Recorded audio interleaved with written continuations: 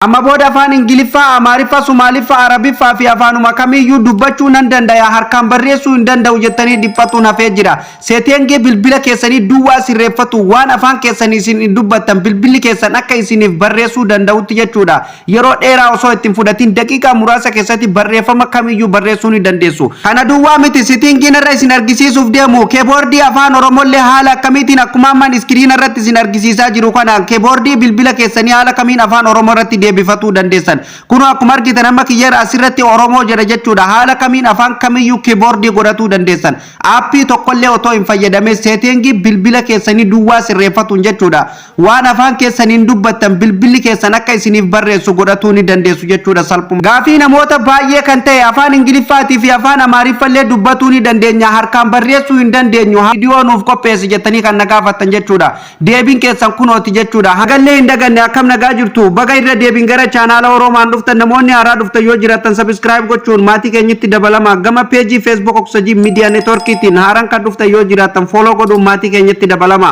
amma kallatti mankara baromsaa isin dabarsa nafaana bu'a kana sirreeffatuuf aappii tokkollee isin hin barbaachisu isteeppiyaan isinitti argisiisu duwwaa hordofa kanama whatsapp irratti isin argisiisa isin karaa barbaadaniin asirraa fakkeenya ilaaltanii sirreeffatuu ni dandeessu jechuudha karaa salphaa whatsapp irraan isin argisiisa jechuudha whatsapp isa kana yeroo tokkoof keessa seenna sana booda whatsapp keenya haala kanaan nuuf fida yeroo inni haala kanaan isiniif fide namuma tokko irratti cuqaastan fakkeenya bakka nama sagalee erguu fi deemtanii jechuudha fakkeenya banama namuma kana irratti yeroo tokkoof innan cuqaasaa jechuudha sana booda haala kanaan fuula kana qabatee isin dhufa amma haaluma isin argitan kanaan kiyya jechuudha keyboardii afaan oromoo irra jira jechuudha hordoftoota kiyya haala akkamiin jechuudha sagaleen akka itti barreessuu dandeessanii fi akkasumallee keyboardii akkamitti akka itti jijjiirratuu dandeessan isin argisiisa tokkoffaa irratti keyboardii kan akkamitti akka jijjiirratuu dandeessan afaan oromoo irratti afaan ingiliffaa irratti afaan barbaadan irratti akkamitti akka deeffatuu dandeessan isin argisiisa jechuudha whatsapp keessa eega haala kanaan seetanii jala kanatti jechuudha waan jiran kana keessa mallattoo seetengii tananii argattu yeroo tokkoof irratti cuqaastu jechuudha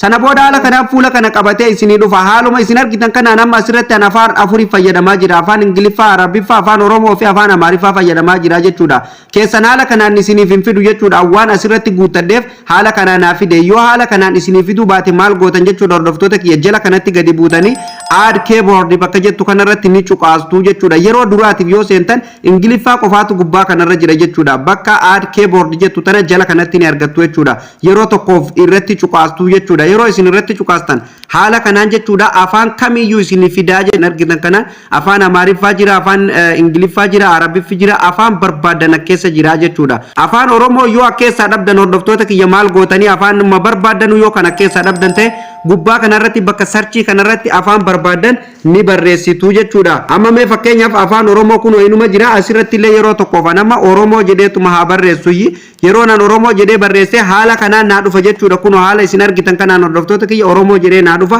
yeroo tokkoof irratti cuqaasaa jechuudha sana booda haala kanaan fuula kana qabatee naaf dhufaa jechuudha kanaaf hordoftoota kiyya maal gootan asirratti keyboardii afaan oromoo amma irratti deebifannee jirra jechuudha sanduuqa jalatti fakkeenyaaf sanduuqa isinii kenna sanduuqa kana keessatti raayitii gootan afaan barbaadan isin haala kanaan akkanatti asarkistu jechuudha raayitii itti gootu jechuudha sanduuqa san keessatti eega raayitii gootanii jala kanatti gadi buutanii dan bakka jettu kanarratti yeroo tokkoof ni cuqaastanii jechuudha sana booda afaan oromoo kallattimaan as keessatti isiniif ba'ama afaan amaariffallee haaluma kanaan jechuudha add keyboard bakka jedhu cuqaastanii jechuudha afaan amaariffaatii fi afaan ingiliffallee afaan sumaalee afaan arabiillee hundaayyuu haaluma kanaan jechuudha kireet godhatanii jechuudha eega irratti cuqaastanii kireet gootanii jechuudha hordoftoota kiyya gubbarratti deebifatu fakkeenyaaf maal gootanii akkanatti quba keessaniin qabdaniituma tokkoffarratti ka deebifatu barbaadan gubbaa kanarratti ol harkistu haala kanaan keyboardii afaan oromoo gubbarratti deebiseetiin jira jechuudha of duuba deebi'ama fakkeenyaaf afaan dubbatuu dandeenyu tokko sagalee keenya qofaan akkamitti otoo harkaan hin barreessine akkamitti barreessuu dandeenya ka jedhuun isin argisiisaa jechuudha hordoftoota kiyya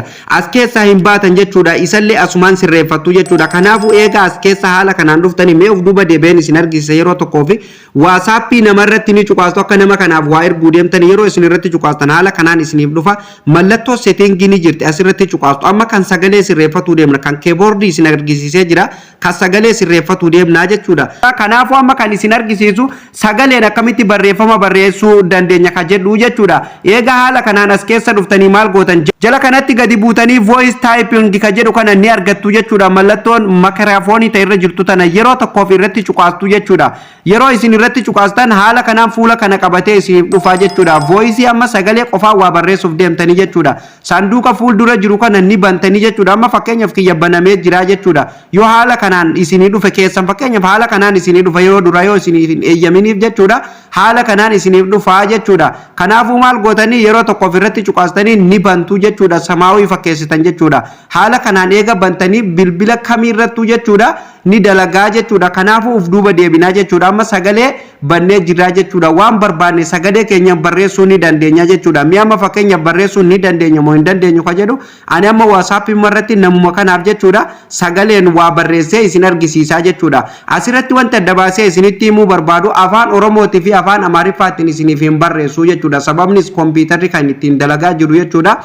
Afaan gurguddatee jechuudha googila irra galee ittiin hojii tahee jechuudha kan asirratti isiniif barreessuu danda'u. Fakkeenyaaf afaan gurguddate kanneen akka afaan Ingiliffaa, afaan Arabiffaa akkasumallee ordoo afaan kana isiniif barreessuu ni danda'a jechuudha. Fakkeenyaaf afaan Ingiliffaa yookaan afaan Arabiffaa sagalee keessaniin dubbatu ni dandeessanii harkaan barreessuu yoo hin dandeenye salphumatti jechuudha. Keessafuu ijoollee warra mana madaamii jirtan jechuudha. Afaan Arabiffaa yoo dubbatu dandeessanii harkaan barreessuu hin beeknellee salphumatti as dhuftanii jechuudha. Haala kanaan yoo sirreeffattan salphumatti abbaa barbaaddan waliin haasa'uu ni dandeessu jechuudha. Amma fakkeenyaaf kiyya keeboordiin afaan Oromoo irra jira jechuudha. Afaan Oromoo kanaan nan barreessa yoo jedhe maal naan jedha fakkeenyaaf yeroo takka nama yeroo irratti cuqaase maal akka naan jedhu walumaan ilaallaa jechuudha. Mallattoon makiraafoonii as jirti yeroo tokko irratti cuqaasnaa jechuudha. Sana booda haala kanaan naa dhufa jechuudha. Afaan kun amma hin dalaguu jechuudha. Kanaafuu irraa deebinaa jechuudha. Afaan Oromoo nuuf hin barreessu jechuudha. Afaan Arabiffaa yoo haasa'uu beekne akkamiin barreeffamatti jijjiirratuu dandeenya. Bakka kana cuqaastaniituma Arabiffaa irratti deebifattan fakkeenyaaf amma kun asiin Ingiliffaa Arabiffaa irratti deebiseetiin jira jechuudha. Kun amma Arabiffaa irratti naa deebi'ee jira jechuudha. Keeboordiin mallattoo global addunyaa kana cuqaastanii afaan barbaadan jijjiiruu ni dandeessan. Karreefu gamasiin itti kireet godhattan sanii jechuudha. Anamma mallattoo makiraafoonii tanarra yeroon cuqaasee bilbila kanaan rikoordii isiniif waraabaa jira waan ta'eef jechuudha. Sagaleen isinitti dhagamuu ni mala jechuudha hordoftoota kiyya. Kanaafuu yoo isinitti dhagamuu baattellee walumaan ilaallaa jechuudha. Mi'a nama fakkeenyaaf osoo asirra hin tunne maaliin jedha assalaamu alaykum warahmatullahi wabarakaatu jedheetiin dubbadhaa jechuudha. Ni barreessa moo hin barreessu ka jedhu isin asirratti ilaalladhaa jechuudha. Assalaamu alaykum warahmatullahi wabarakaatu. Kun hordoftoota kiyya haala isin argitan kanaan jechuudha ufuma isaatiin amma naaf barreessee jira jechuudha. Assalaamu alaykum warahmatullahi wabarakaatu jedhe ufuma isaatiin naaf barreesse jecha barbaadan barreeffama dheeraa fedhe jechuudha. Daqiiqaa meeqa keessatti barreessuu dandeessanii jechuudha. Mee fakkeenyaaf afaan Ingiliffalleetiin barreessee isin argisiisu jechuudha hordoftoota kiyya sirritti na hordofaan isiniin jedha. Afaan Ingiliffa irratti deebifatuuf jechuudha jala kanatti gadi buutanii maal gootan jechuudha. Bakka mallattoo global karreefu isin argisiise kanarratti cuqaastanii Ingiliffa irratti deebiftan amma afaan Oromoo irra jira kunoo Ingiliffa irratti naa deebi'ee jira jechuudha. Ammallee wayin barreessaa jechuudha afaan Ingiliffaatiin fakkeenyaaf amma asirratti maal jedhee haa barreessu good morning jedheetuma haa barreessu yoo sagaleen kiyya dhagamuu baate yeroo mallattoo makiraafoonii irra tuqe isin barreeffamuma asirratti ilaalladhaa jechuudha. Asirra cuqaaseetiin anamma nan dubbadhaa jechuudha. Bakka mallattoo makiraafoonii kanarra cuqaastanii itti dubbattanii jechuudha. Yaa nama yeroo tokko mallattoo makiraafoonii kanarra tuqee haa dubbadhu good morning. Kun hordoftoota kiyya haaluma isin argitan kanaan naaf barreessaa jechuudha. Haala kanaan isinillee waan barbaadan afaan keessanii barreessuu ni dandeessu jechuudha hordoftoota kiyya hanga barbaadan jechuudha. Qubuma keessanii irratti illee hin qabdan yeroo tokko irratti gadi cuqaastanii sana booda waan barbaadan itti haasottanii jechuudha hordoftoota kiyya. Haala kanaan afaan barbaadan jechuudha yoo dubbatuu dandeessan harkaan yoo barreessuu hin dandeenyellee salphumatti jechuudha. Haala kanaan barreessuu ni dandeessa sagalee keessan qofa fayyadamtanii jechuudha. Otoo yeroo keessan ofirraa hin qisaasii yeroo keessaniif fayyadamtanii daqiiqaa muraasa keessatti waan barbaadan barreeffama fuula barbaadan barreessuu ni dandeessan. Akkasumallee nama waliigaluu yoo barbaadan bifa barreeffamaatiin jechuudha. Haala kanaan salphumatti jechuudha namaaf barreessuu ni dandeessa sagalee keessan qofa fayyadamtanii jechuudha. Bifa barreeffamaatiin akka nama saniif dhaquu godhuu ni dandeessanii jechuudha hordoftoota kiyya. Kun egaa barnoota baay'ee hordoftoota kiyya namatti toluudha. Afaan barbaadanillee fakkeenyaaf afaan Sumaaleellee yoo feetan asumaan itti jijjiirrattan jechuudha. Fakkeenyaaf asirratti kan isinii dhufu kan reefu isin mallattoo settingii tana cuqaastanii asiin bakka kanaan deemtanii reefun tana add keyboard bakka jedhu kana cuqaastanii as keessan create godhatan kana jechuudha. Afaan kun yoo gubbarratti isiniif ol deebi'u didellee haaluma isin reefu isin argisiisan quba keessaniin gadi qabdanii haala kanaan akkanatti asiin gubbaa kanarratti deebifattu jechuudha. Haala kanaan hordoftoota kiyya afaan barbaadan hundaayyuu jechuudha. Keyboardii bilbila keessanillee godhatuu ni dandeessu, sagalee keessanillee waan barbaadan namaaf barreessu ni dandeessu jechuudha. Egaan hordoftoota kiyya kabajamoo baroomsa irra isiniif qabadee dhufelleen jalqabaa kaafnee kan hanga ammatti waliin ilaalle kana akka isiniif galuu fi akka warra baratanillee abdiin qaba.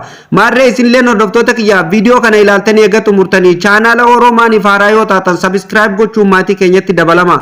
Akkasumallee viidiyoon dabalataa nama hunda dura guyyaa guyyaan akka isin dhaqqabuuf mallattoo notification irra keessaniin hordofuu hin dagatinaa isiniin jedha. Warreen hanga ammatti viidiyoon keenya isin jala darbellee mata duree viidiyoo jedhu kana irra cuqaasuun akkeessa waan barbaadan ilaaltanii bilbila keessanii waan wal qabatu hundaa as keessa jira sirreeffatuu ni dandeessu. Waan as keessa dhabdan komentii jalatti nuuf barreessuu ni dandeessu jechuudha hordoftoota kiyya.